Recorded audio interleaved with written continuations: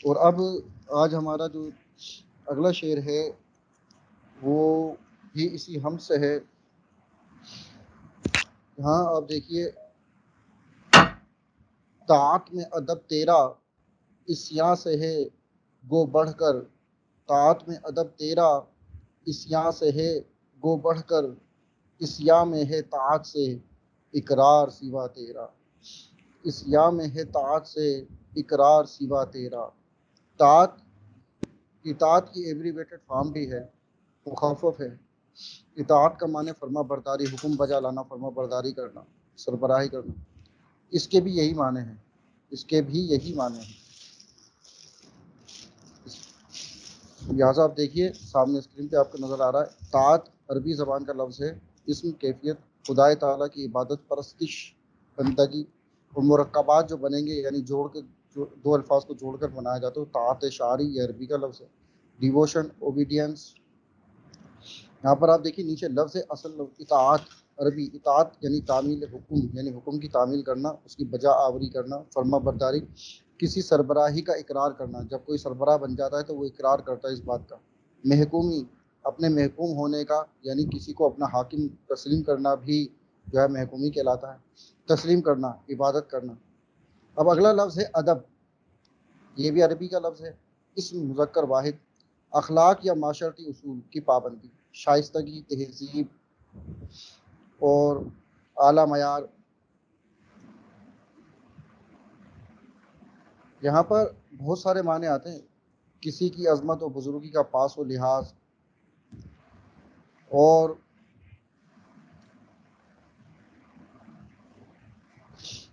ساتھ ہی ساتھ جب ہم دیکھتے ہیں کہ ادب کے معنوں میں ہم کہتے ہیں کہ جب کوئی بات کر رہا ہوتا ہے تو ہم کہتے ہیں کہ تمہیں ادب نہیں ہے کیا، تمہیں لحاظ ہونا چاہیے، کوئی شرم ہونی چاہیے، خیال ہونا چاہیے. لہٰذا ادب کی جو ہے وہ اکثر ہم بات کرتے رہتے ہیں، لیکن جب ہم دیکھتے ہیں کہ یہاں پر دیکھیں احترام، تعظیم، پسندیدہ طریقہ، ضابطہ یا سلیقہ، تہذیب جو ایک گروہ یا قوم کو دوسرے گروہ یا قوم سے ممتاز کرے، قاعدہ، قرینہ، طریقہ، معافی، اور حیا، شرم، لحاظ، یہ کئی معنی ہیں. اور الفاظ بھی آپ دیکھیں کے معنوں میں استعمال ہوتا ہے. اب یہاں پر دیکھیے طاعت میں ادب تیرا، اے اللہ پاک اطاعت، فرما برداری، بجا آوری، تہذیب اور شائستگی، احترام، تعظیم، تیرا کہنا ماننا، اس میں زیادہ ادب پایا جاتا ہے، لحاظ پایا جاتا ہے. اب کیسے کہا جا رہا ہے دیکھیں، تیرا ادب، تیرا کس کا، یعنی یہاں پر اللہ تعالیٰ کے لیے استعمال کیا گیا ہے. فرما برداری میں اے اللہ پاک تیرا زیادہ ادب احترام ہے، تجھے تسلیم کرنا ہے. اب آگے دیکھتے ہیں، یہاں پر لکھا ہوا ہے گو بڑھ کر، گو بڑھ کر. اب بڑھ کر کے معنی کیا ہوتے ہیں؟ زیادہ کے ہوتے ہیں. بڑھ کر کے معنی کیا ہیں؟ زیادہ کے. بڑھ کر کے معنی کیا ہیں؟ زیادہ کے ہیں. اب کسی چیز کا بڑھ جانا، کسی چیز کا بڑھ جانا. اور یہاں دیکھیے آپ، ذرا ادب نہیں، عجز و نیاز، خاکساری، تصوف کے اندر بھی استعمال کیا جاتا ہے. یہاں پر شائستگی، لحاظ اور ادب و آداب. تیسرا یہاں پر دیکھیے ڈسپلن، ٹریننگ،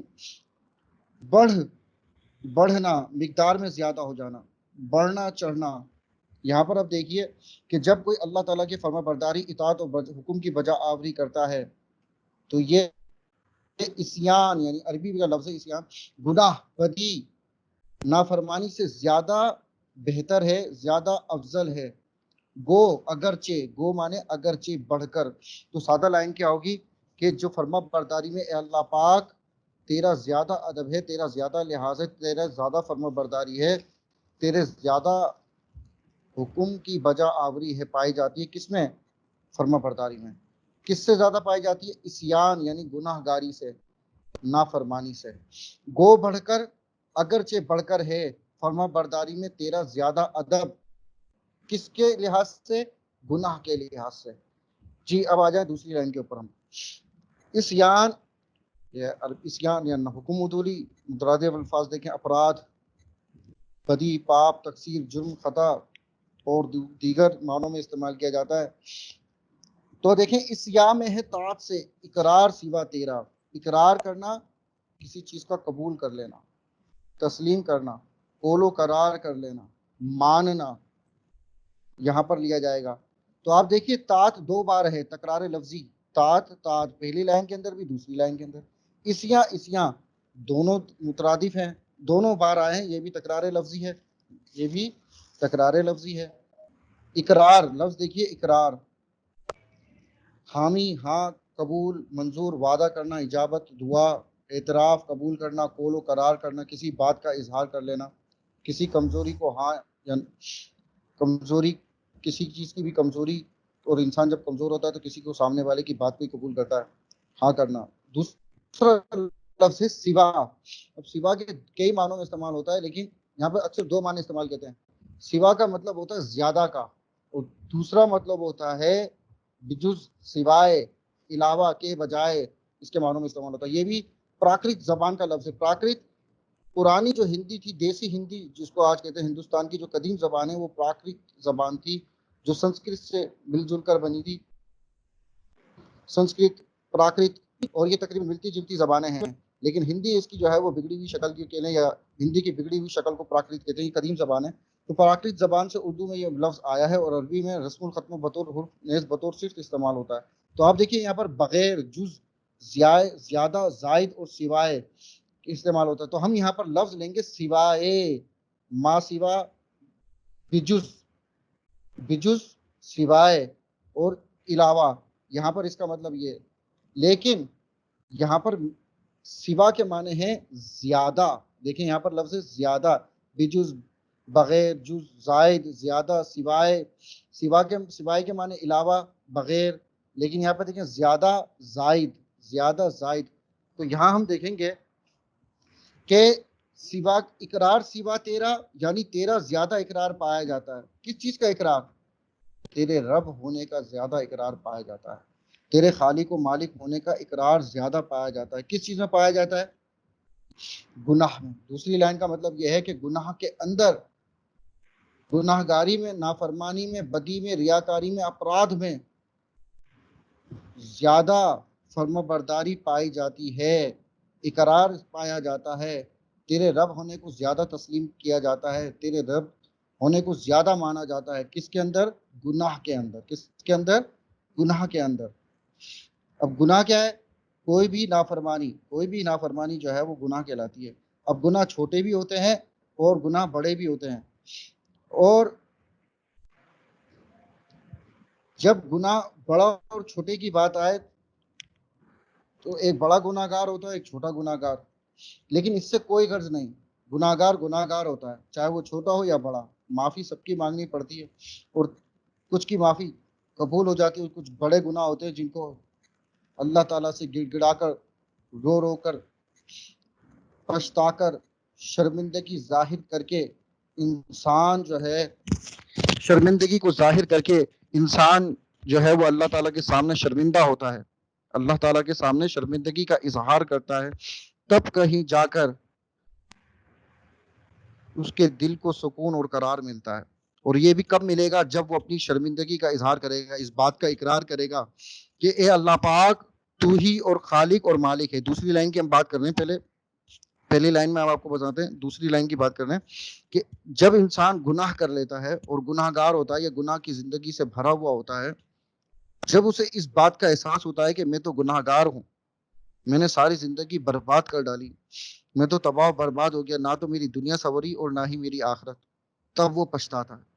اور جب وہ پچھتاتا ہے، روتا ہے، گڑ گڑاتا ہے، اللہ کے سامنے اپنے آنسو بہاتا ہے، تو پھر سب سے پہلے وہ اس بات کا اقرار کرتا ہے، اے اللہ پاک، تو ہی خالق اور مالک ہے، تو ہی اس دنیا کا پالن ہار ہے، یہ پوری کائنات، یہ جہان سب تیری ملکیت ہے، تو ہی حاکم اعلیٰ ہے.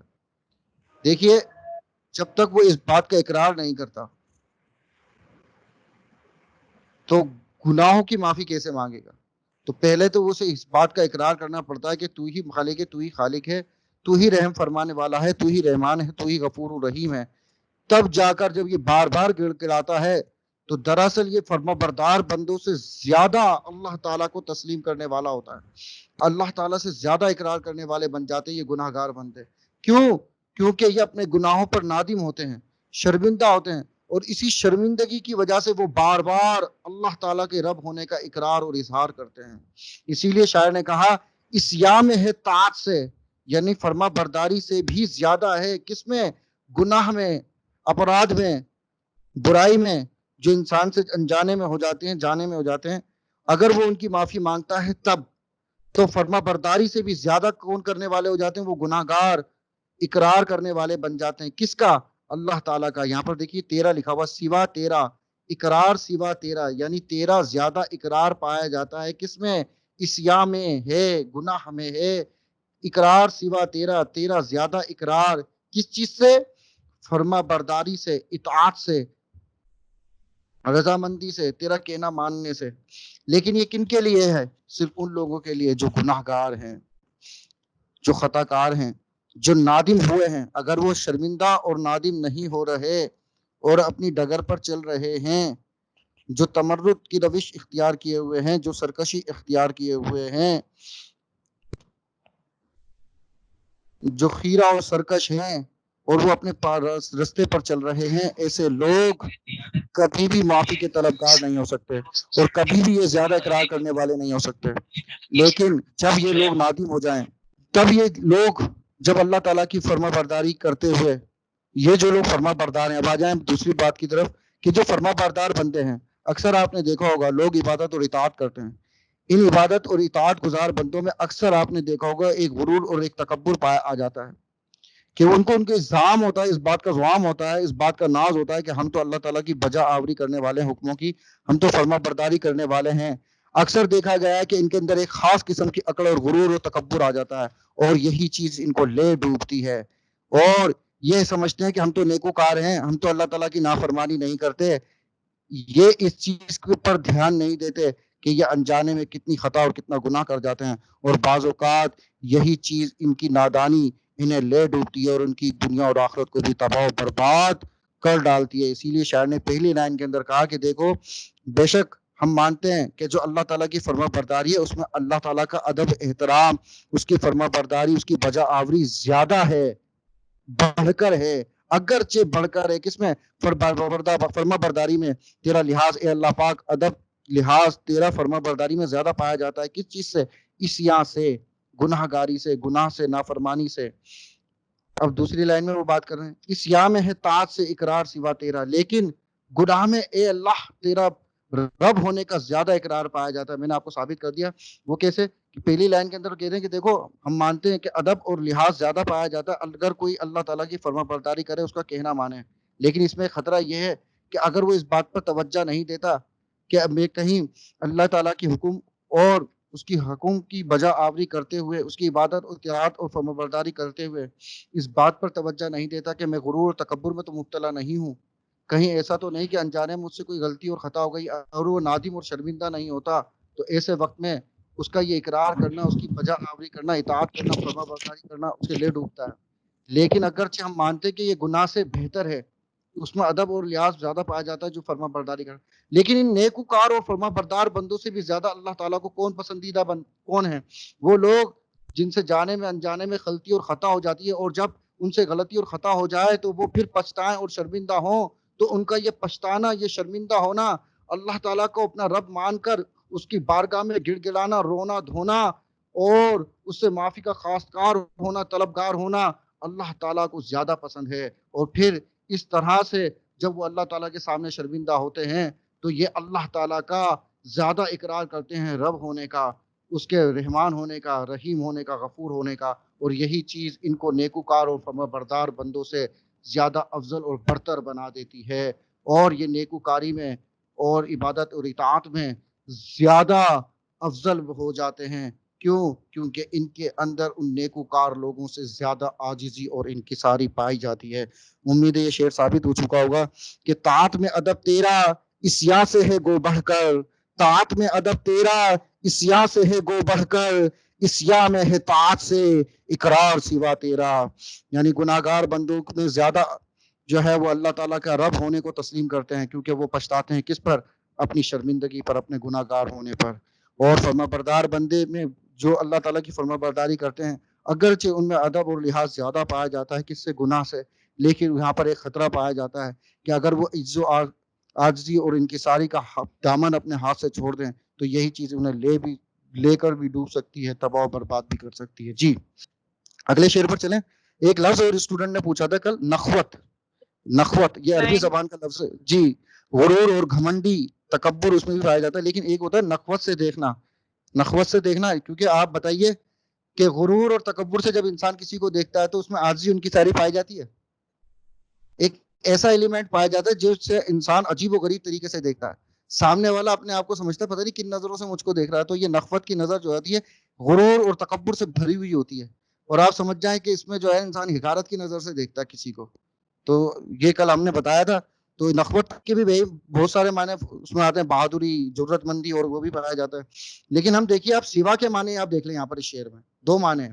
یعنی سوا کے معنی کے بغیر علاوہ کے بھی ہیں اور یہاں پر زیادہ کے بھی ہیں. تو یہاں پر کئی معنی لیے جاتے ہیں.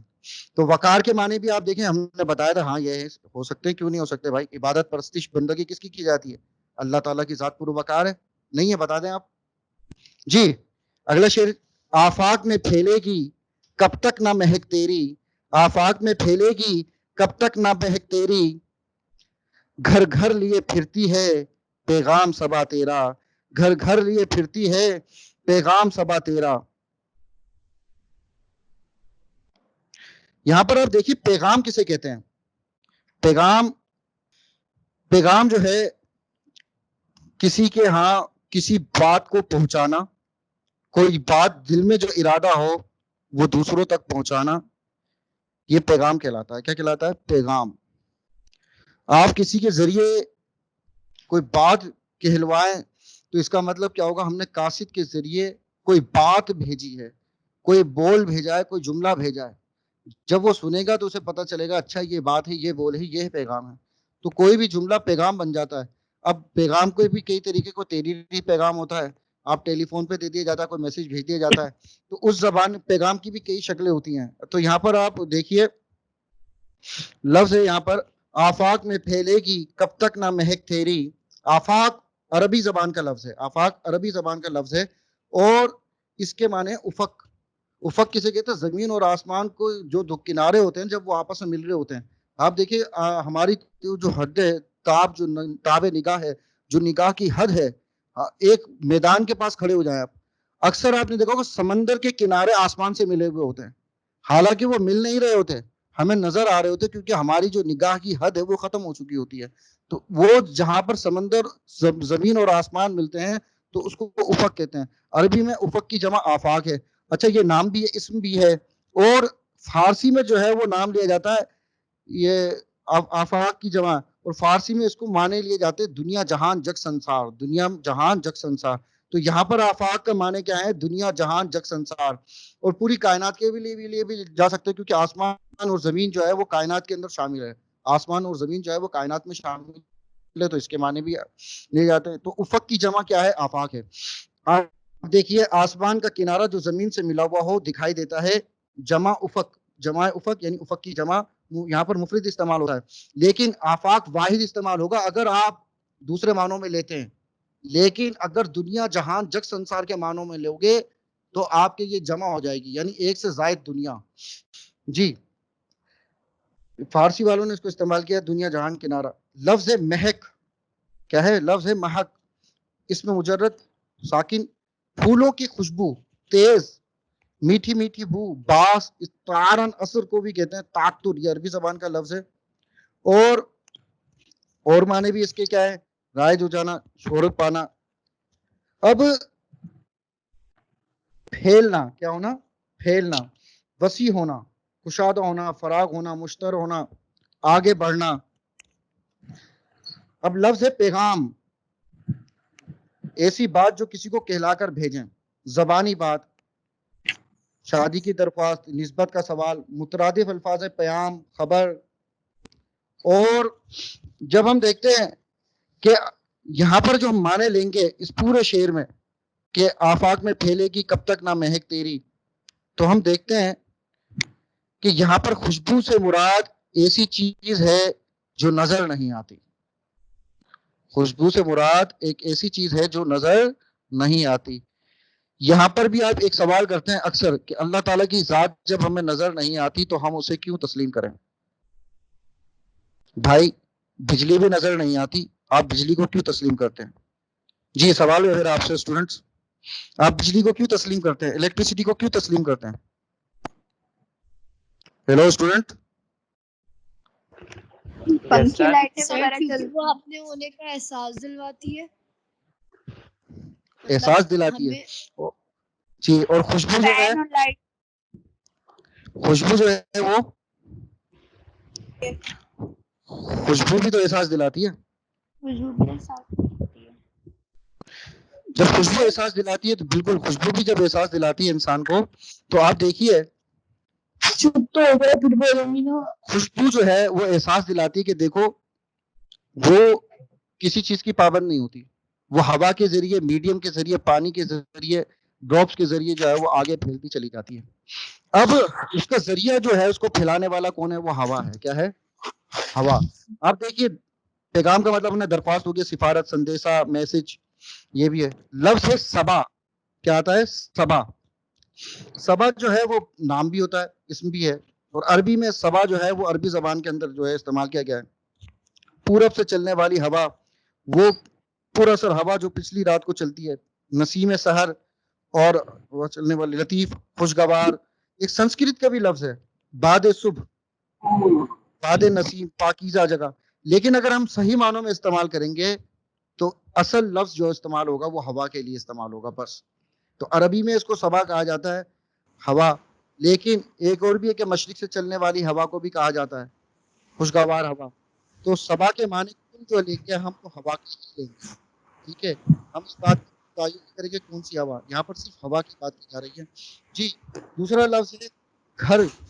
اصل پراکرت زبان کا لفظ ہے. میں نے آپ کو بتایا کہ پراکرت زبان کیا ہے؟ ہندوستان کی قدیم اور دیسی زبان ہے جو ہندوستان میں بولی جاتی تھی.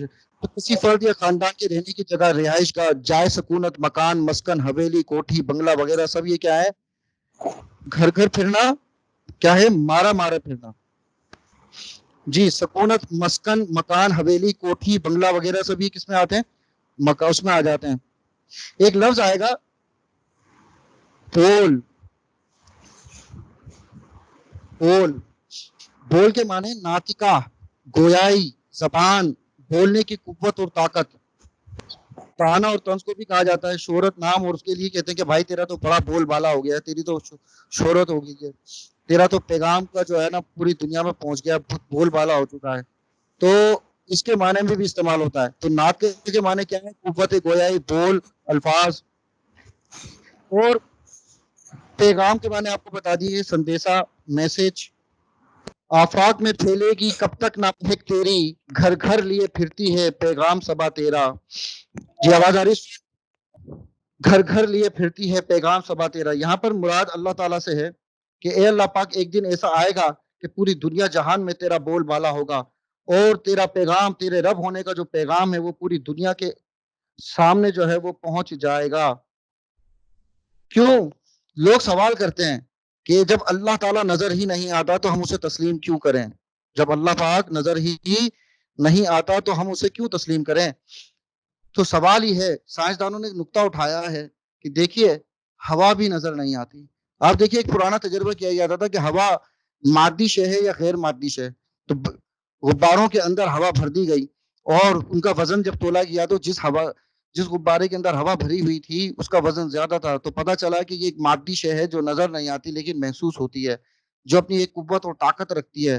اسی طرح خوشبو بھی ہمارے مشام، ہمارے جو سونگنے کی حس ہے اس کے ذریعے اپنا پیغام پہنچاتی ہے کہ دیکھو یہ بھی ایک ایسی شے ہے جو نظر نہیں آتی، صرف انسان اس کو محسوس کر سکتا ہے، یہ بھی دکھائی نہیں دیتی. کہ جب تم اسے مان سکتے ہو، خوشبو کو مان سکتے ہو، ہوا کو تسلیم کر سکتے ہو، ایک ایسی چیز ہے جو الیکٹریسٹی جو نظر نہیں آتی اسے محسوس کر کے تم اس کا استعمال کر سکتے ہو.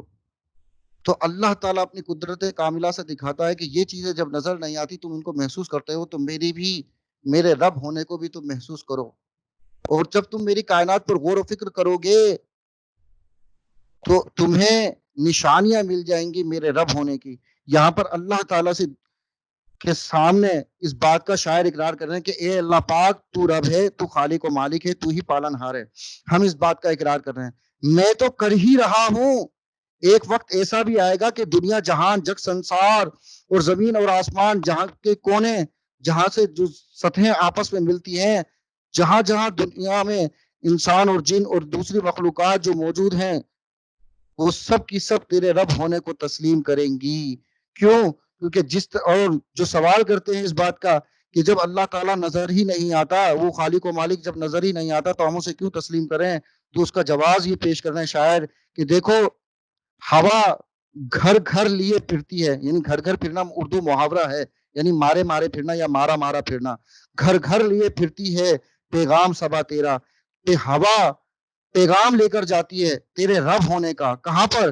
ہر ایک گھر میں, ہر سکونت والی جگہ پر جہاں پر کوئی بھی ذی روح سکون اختیار کرتی ہے, سکونت اختیار کرتی ہے, رہائش اختیار کرتی ہے, حویلی ہو, بنگلہ ہو, کوٹھی ہو, یا جھوپڑی ہو, جھگی ہو, یا درختوں کی کوئی جائے پناہ ہو, کوئی بھی جگہ ہو, غار ہو, جہاں پر انسان یا کوئی مخلوق رہتی ہو, وہاں پر ہوا ضرور جاتی ہے. اور آپ جانتے ہیں کہ ہوا ہی وہ میڈیم ہے جس کے اندر آکسیجن موجود ہے, اور آکسیجن کے ذریعے ہی ہم لوگ سانس لیتے ہیں. آکسیجن بھی ہمیں نظر نہیں آتی لیکن ہمارے سانس لینے کا, جینے کا ایک ایلیمنٹ ہے. تو شاعر نے اس طرف اشارہ کیا کہ دیکھو ہوا تو جو ہے وہ مارے مارے پھر رہی ہے اور ہر جگہ اے اللہ تعالیٰ تیرے رب ہونے کا پیغام لے کر جا رہی ہے. اگر کیونکہ جیسا آپ نے قرآن مجید میں دعوت دی ہے, جیسا کہ لوگ غور و فکر کرتے ہیں کہ جس دن انہوں نے توجہ دینا شروع کر دی, دھیان دینا شروع کر دیا, اس دن اس ہوا ہی کے ذریعے اور اس مہک کی ذریعے جو نظر نہیں آتی, جو انسان کے مشام اس کی سانسوں کی مہک کو, اس کی خوشبو جو انسان اپنی ناک اپنے مشام کے ذریعے محسوس کرتا ہے, اس خوشبو کو, اس ہوا کو جب اس پر غور و فکر کرے گا تو پھر وہ تیرے رب ہونے کو تسلیم کرنا شروع کر دے گا. اور پھر ایک ایسا وقت آئے گا کہ دنیا کا کوئی کونا باقی نہیں رہے گا جہاں پر ہوا اور یہ خوشبو تیرا پیغام لے کر نہ جائیں. آپ دیکھیے خوشبو جو ہے وہ کسی میڈیم اور واسطے کے بغیر نہیں پھیلتی, اور جب ہوا سب سے بہترین ذریعہ کسی بھی چیز کو, خوشبو یا بو کو, یعنی بو بھی جو ہوتی ہے اچھی بھی ہوتی ہے اور بری بھی ہوتی ہے, تو ہوا جو ہے وہ میڈیم ہے, ذریعہ ہے کس چیز کا, خوشبو کو پھیلانے کا. تو دونوں چیزیں نظر نہیں آتی, لیکن اللہ تعالیٰ کے مخلوق میں یہ جو شاعر الطاف حسین حالی ہیں وہ فرما رہے ہیں کہ اے اللہ پاک میں پھیلے گی, دنیا جہان میں پھیلے گی, کب تک نہ, کب تک نہ. اکثر میں یہ جملہ سنا گا, اچھا بچے اکثر چھپ جاتے ہیں تو بولتے کب تک چھپا رہے گا, کبھی تو نکلے گا, کب تک نہیں آئے گا باہر.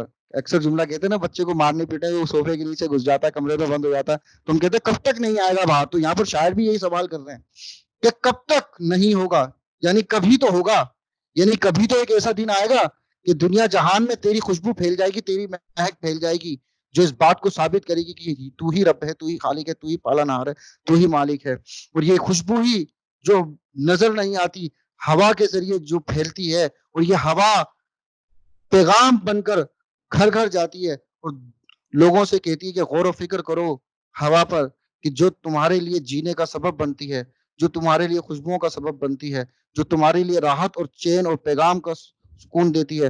آپ دیکھیے گرمیوں کے اندر یہ ہوا نہ چلے, صحراؤں میں اگر یہ رات کے وقت ہوا نہ چلے تو لوگ چین سے نہیں سوتے, وہ تڑپ جاتے ہیں. یہی ایک ہوا ہے جو بند ہو جاتی ہے تو لوگوں کی سانس رکنے لگ جاتی ہے. آج سے 4 سال پہلے تقریباً کراچی کے اندر یہ ہوا اور اس کا جو ایک موسم خراب ہو گیا تو لوگوں کو آکسیجن نہیں مل رہی تھی, تو لوگوں کو کہا کہ پانی جو ہے وہ چلانا شروع کرو, تو لوگ دعائیں مانگنے شروع کر دی تھی کہ اللہ تعالیٰ ہوا چلا دے. تو یہ ہوا ہی ایک ایسی چیز ہے جس کو شاعر نے صرف کہا. تو کائنات میں تو ایسی بے شمار ہزاروں لاتعداد نعمتیں ہیں جن پر انسان غور و فکر کرے تو اس کے رب ہونے کا اقرار کر لے گا. تو دیکھیے گھر گھر لیے پھرتی ہے پیغام صبا تیرا. شاعر نے سیدھے لفظوں میں کہہ دیا کہ دیکھو کیوں نہیں پھیلے گا, ہوا جو ہے وہ تیرا پیغام لے لے کر مارے مارے پھر رہی ہے, کہ دیکھو اللہ کے رب ہونے کو تسلیم کر لو, میں ہوں ہوا, مجھ پر غور و فکر کر لو, مجھ پر دھیان دے لو, توجہ دے لو, کیونکہ جب تم توجہ اور دھیان دو گے تو پتہ چلے گا کہ میں تمہارے لیے جینے کا سبب ہوں, وجہ ہوں, میرے اندر ہی وہ چیز اجزا موجود ہے جس کی وجہ سے تم سانس لیتے ہو. اور میں وہ خوشبو بھی لے کر آتی ہوں جس سے تم اپنی سانسوں کو مہکاتے ہو، جس سے تم اپنے دل و دماغ کو معطر کرتے ہو. یہی وہ چیزیں ہیں جو پیغام لے کر جاتی ہیں دنیا کے کونے کونے میں، ہر زیرو کے پاس، جہاں بھی وہ سکونت اختیار کرتے ہیں. ہر وہ چیز جہاں پر انسان سکونت یا کوئی بھی مخلوق اپنا بسیرا کرتی ہے وہ اس کا گھر کہلاتی ہے. وہ غار بھی ہو سکتا ہے، خیمہ بھی ہو سکتا ہے، حویلی بھی ہو سکتی ہے، کوٹھی بھی ہو سکتی ہے. جی امید ہے آپ کو یہ شعر سمجھ میں آ گیا ہوگا. کسی پہلی لائن میں سیدھی سی بات کی ہے کہ دیکھو اے اللہ ایسا کب تک ہوگا، کبھی تو ہوگا ایسا کہ دنیا جہان میں تیری جو ہے وہ تیری عبادت کی جائے گی اور تیرے رب ہونے کو تسلیم کیا جائے گا، اور تیرے رب ہونے کی خوشبو پورے دنیا جہان میں پھیل جائے گی، کیونکہ ہوا پیغام لے کر جاتی ہے ہر جگہ پر، جہاں پر ہر زیرو یعنی خصوصاً انسان اور جن جہاں جہاں بسیرا کرتے ہیں تو وہاں پر یہ ہوا جاتی ہے پیغام لے کر کہ غور و فکر کرو، توجہ دو، دھیان دو. اگر تم مجھ پر توجہ اور دھیان دو گے تو اللہ تعالیٰ کے رب ہونے کی نشانیاں تمہیں مل جائیں گی. جی آفاق میں پھیلے گی کب تک نہ مہک تیری، آفاق میں پھیلے گی کب تک نہ مہک تیری، گھر گھر لیے پھرتی ہے پیغام صبا تیرا. اگلا شعر جی ہم چلتے ہیں. ہر بول تیرا دل سے ٹکرا کے گزرتا ہے، ہر بول تیرا دل سے ٹکرا کے گزرتا ہے، کچھ رنگ بیاں حالی ہے سب سے جدا تیرا، کچھ رنگ بیاں حالی ہے سب سے جدا تیرا. جی ہر بول تیرا دل سے، ہر بول تیرا دل سے ٹکرا کے گزرتا ہے، کچھ رنگ بیاں حالی ہے گو سب سے جدا تیرا. تیرا کی یہ فارم ہے تیرا ایبریویٹڈ. یہاں پر دیکھیے لفظ ہے ٹکرانا، ٹکر لینا، لڑ جانا، بھڑ جانا، متصادم ہو جانا، کسی چیز سے سر مارنا، ٹکر لگانا، یا کسی چیز کو چھو کر گزر جانے کے بھی معنی ہوتے ہیں. ٹکر گہری بھی ہو سکتی ہے اور سخت بھی ہو سکتی ہے. تو مس ہو کے گزر جانا، ٹکرا کے گزر جانا، چھو کے گزر جانا. دوسرا لفظ ہے رنگ بیان. کیا ہے؟ رنگ بیان. یہ فارسی زبان سے ماخوذ نکالا کیا ہے، اخذ کیا گیا ہے رنگین کے ساتھ.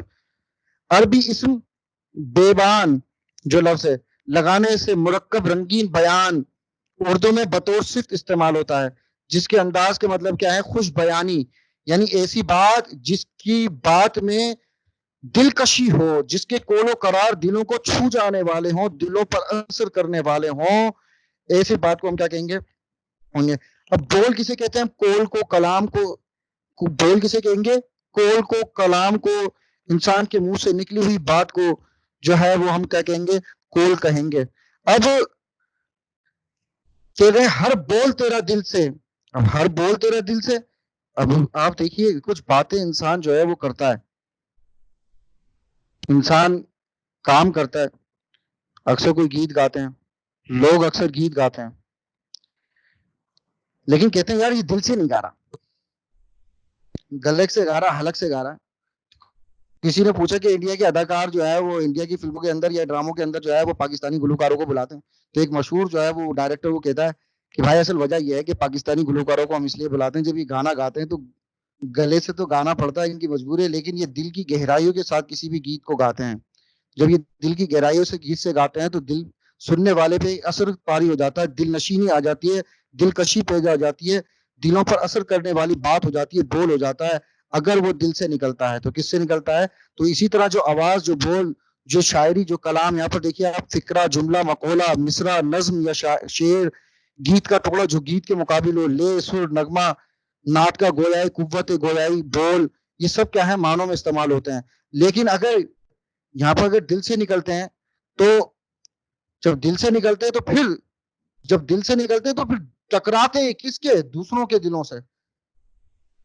زبان میں اگر اثر ہو اور وہ دل سے کہی جاتی ہے تو یہ جا کے دوسروں کے دلوں سے ٹکراتی ہے. جب دوسروں کے دلوں سے آواز جب ٹکراتی ہے تو آپ دیکھیے کیا ہوتا ہے؟ ایک اثر پیدا ہوتا ہے. کیا ہوتا ہے؟ اثر پیدا ہوتا ہے. تو آپ دیکھیے کہ ہر بول تیرا دل سے ٹکرا کے گزرتا ہے. الطاف حسین حالی خود اپنی تعریف بیان کر رہے ہیں. پرانے وقتوں میں شاعر خود اپنی تعریف کیا کرتے تھے. تو شاعر جب اپنی تعریف کرتے تھے تو اس کو صنعت تعلی کہا جاتا تھا. یعنی صنعت تعلی کیا ہے کہ اپنے آپ کو تعریف کرنا. یہ پرانے وقتوں میں رواج تھا. لوگ اس شعر کو برا نہیں مانتے تھے, اس بات کو برا تسلیم نہیں کیا جاتا تھا, بلکہ اس بات پر وہ فخر کرتے تھے. تو یہ روایت تھی اس زمانے کی کہ شاعر لوگ خود اپنے کلام میں اپنی تعریف کیا کرتے تھے اپنے شاعری کی. تو یہ شعر اس حمد کا آخری شعر بھی ہے. اس الطاف حسین حالی نے اپنا تخلص بھی استعمال کیا ہے اس شعر کے دوسرے مصرے میں. دیکھیے, کچھ رنگ بیاں حالی ہے سب سے جدا تیرا, سب سے جدا, سب سے الگ, سب سے انوکھا, سب سے نرالا, سب سے جدا الگ طرح سے, کس کا؟ تیرا. کچھ رنگ بیاں حالی ہے سب سے جدا تیرا. اب یہاں پر آپ دیکھیے, یہاں پر تیرا کا لفظ جو ہے وہ شاعر نے اپنے لیے استعمال کیا یا رب کے لیے؟ جی بتائیے اسٹوڈنٹ. رب کے لیے استعمال کیا انہوں نے. دیکھیے یہاں پر شاعر نے اپنے لیے تعریف اپنے لیے استعمال ہوا ہے. شاباش. لیکن خاص بات یہ کہ اپنے لیے تو استعمال کیا ہے, لیکن اس بات کی طرف اشارہ ہے کہ بے شک میں شاعر ہوں, بے شک میرا بول میری شاعری میں, میرے کلام میں, میری بات میں, میری نظم میں, میرے اشعار میں, میرے کلام میں اثر پایا جاتا ہے. اور جب میں بولتا ہوں, میں شعر ہوتا ہوں, میرے شعر جب لوگ سنتے ہیں تو وہ دلوں سے ٹکرا کر گزرتے ہیں اور لوگوں کے دلوں پہ اثر چھوڑ جاتے ہیں, ایک خاص قسم کا تاثر چھوڑ جاتے ہیں جو دلوں کو, جو لوگوں کے دلوں پہ اثر کرتا ہے. اور یہ جو مختلف انداز, جو دل نشینی ہے, جو رنگ بیان ہے, جو بات کرنے کا جو انداز ہے, جو طریقہ ہے, جو میرے بات کرنے کا جو بیان ہے, جو رنگ بیان ہے یعنی بات کرنے کا انداز, طریقہ جس میں میرے دل نشینی اور رنگینی پائی جاتی ہے. اے الطاف حسین حالی, کیا کہہ رہے ہیں؟ کچھ رنگ بیاں حالی ہے. الطاف حسین حالی کا جو بولنے کا انداز, بات کرنے کا انداز ہے, وہ بڑا دلکش اور نرالا اور انوکھا ہے, سب سے جدا ہے, سب شاعروں میں الگ, ممتاز اور جدا ہے. کیوں ہے؟ ہم اس کے بارے میں بعد میں بات کرتے ہیں. کچھ شاعر نے کہا کہ کچھ, ذرا سا, تھوڑا سا, زیادہ نہیں. شاعر تو بہت اچھے ہیں, کہتے ہیں نا, ہیں اور بھی دنیا میں سخن پر بہت اچھے, کہتے ہیں غالب کا ہے انداز بیاں اور. تو یہ تو الطاف حسین حالی شاگرد ہیں, چاہے وہ کم عرصے کے لیے رہے, لیکن مرزا غالب کو کسوٹی مانا جاتا ہے, پیمانہ مانا جاتا ہے شاعروں میں. تو کچھ انہوں نے کہا کہ تھوڑا سا مختلف انداز ہے, تھوڑا سا نرالا انداز ہے, سب سے, لیکن سب سے کیا سر کسوٹی کی مینس کیا ہوتے ہیں؟ پیمانہ کیا مطلب بولا جاتا ہے کہ آپ نے اکثر دیکھا ہوگا کہ ہم اس میں کھانے بنا لیتے ہیں کسی چیز کو بنانے کے لیے, کہ دیکھیے کوالٹی پائی جاتی ہے. مثال کے طور پر کسی کے 10 پوائنٹ دینے ہوتے ہیں, تو یہ کوالٹی پائی جاتی ہے 1 2 3 4 5 6 7 8 9 10. تو آپ نے 10 پوائنٹ رکھ دیے, اگر کوئی 10 پوائنٹ پورا اترتا ہے تو ہم اس کو کہتے ہیں کسوٹی پیمانہ. اور بھی چیز ہوتے ہیں جیسے سائنس کے اندر چیزیں مانی جاتی ہیں, تو ہر چیز کو ناپنے کا کوئی نہ کوئی اعلیٰ پیمانہ ہوتا ہے. تو الطاف مرزا غالب کے جو اشعار ہیں, اگر وہ مماثل اشعار سے ان کو میچ کیا جائے تو پتہ چل جائے گا کہ شعر کتنا اعلیٰ اور بہترین ہے. ہم موازنہ کرتے ہیں, اس کا کمپیریزن کرتے ہیں. جی اسٹوڈنٹ, ہم عقل کل نہیں ہے, ہم بھی کچھ سے غلطیاں ہو جاتی ہیں, یہ مت سمجھے کہ, لیکن اچھا انسان یا اچھا استاد وہی ہوتا ہے جو تو اپنی غلطیوں کو تسلیم کر لے. تو کیونکہ ایک استاد اور شاگرد میں خود اعتمادی ہونا لازمی ضروری ہے, کیونکہ ہم سے بھی بعض دفعہ انجانے میں الفاظ ہو جاتے ہیں, تو اس کا ذرا دیکھ لیجیے گا, اگلی دفعہ بھی سوال پوچھ لیا کریں. یہ شاباش. جیسے ایک اسٹوڈنٹ نے ہم سے پوچھا تھا کہ وقار کے معنی بتائے تھے کل آپ نے ادب کے, بھائی ہم نے بتائے تھے, کیونکہ بہت سارے معنی جو ہیں وہ لیے جاتے ہیں, سینس لیا جاتا ہے اور لکھے بھی جاتے ہیں. آپ اب دیکھیے یہاں پہ میں کتنے سارے معنی میں ڈھونڈ کر لایا ہوں. جی, ہر بول تیرا دل سے ٹکرا کے گزرتا ہے. شاید پہلی لائن میں کہہ رہے ہیں کہ اے الطاف حسین حالی, تیرے بول, تیری شاعری, تیری نظم, تیرا کلام جب دلوں سے نکلتا ہے, الفاظ جب نکل جاتے ہیں, شعر نکل جاتا ہے زبان سے, تو وہ دوسروں کے دلوں سے ٹکراتا ہے, اور جب وہ دلوں سے ٹکرا کر گزرتا ہے تو ایک خاص قسم کا اثر پیدا کرتا ہے. کیونکہ الطاف, دوسری لائن دیکھیے, کیوں؟ کیونکہ حالی کا جو رنگ بیان ہے, جو شعر کہنے کا انداز ہے, جو نظم کہنے کا انداز ہے, جو کلام کہنے کا انداز ہے, کچھ ذرا سا, کس کا؟ الطاف حسین حالی کا ہے, سب سے جدا, الگ ہے, بالکل منفرد اور نرالا ہے. کس کا؟ تیرا. اے الطاف حسین حالی, تیرا جو بات کرنے کا جو انداز ہے, رنگ بیان ہے, اس میں دل نشینی اور شائز خوش اسلوبی پائی جاتی ہے.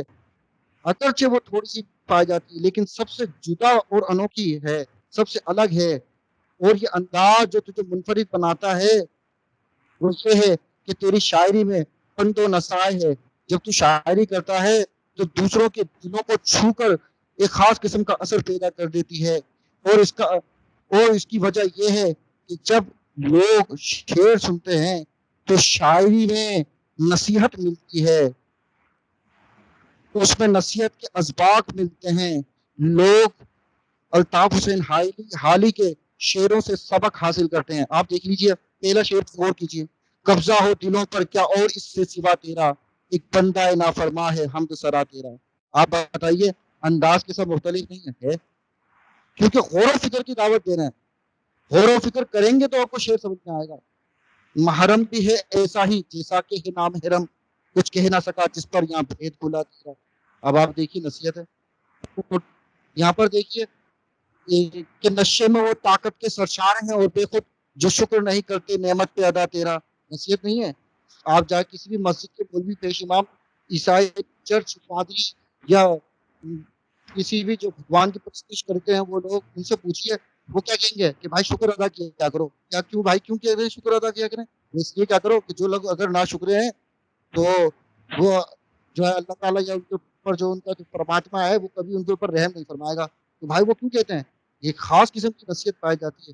تو آپ دیکھیے شاعری تو ہے، ردیف اور کافی کا استعمال تو کرنا ہے، ان کی خصوصیت یہ ہے کہ وہ اپنی شاعری میں نصیحت اور پیغام دیتے ہیں جو دوسروں کی شاعری میں بہت کم ملتا ہے۔ اسی لیے شاعر نے کہا کچھ رنگ بیاں حالی ہے سب سے جدا تھا۔